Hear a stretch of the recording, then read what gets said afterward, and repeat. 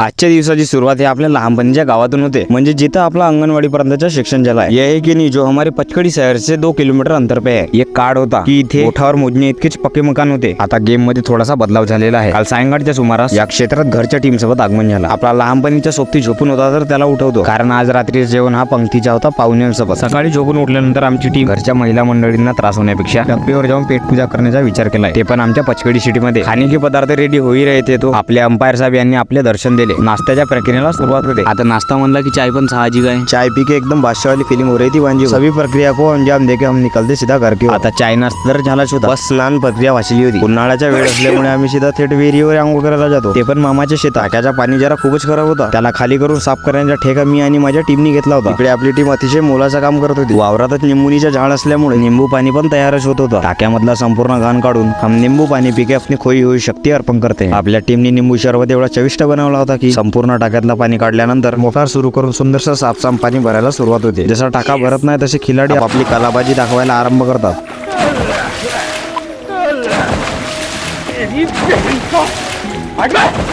लगातार 1 ते 1.5 घंटा उड्या मारल्यावर या कार्याला पूर्णविराम लागतो। घरी आल्यावर केव्हा 5 वाजता हेच कळत नव्हतं, कारण थकल्यामुळे आम्ही झोपून जातो। उठल्या जयदादांनी आपल्यासाठी कडक दुधाचे मसालेदार चाय आणि बिस्कुट खायला देतात। भासा झोपेतून उठून चाय बिस्कुट खायला आला। घरी बोर मारत असल्याचे कळतात टीम सोबत पुन्हा मांडला जाऊन माउंटेन ड्यू पिऊन हलकासा नाश्ता करून टाकतो। आजचा ब्लॉग हा इथेच थांबवतो। जय श्रीराम।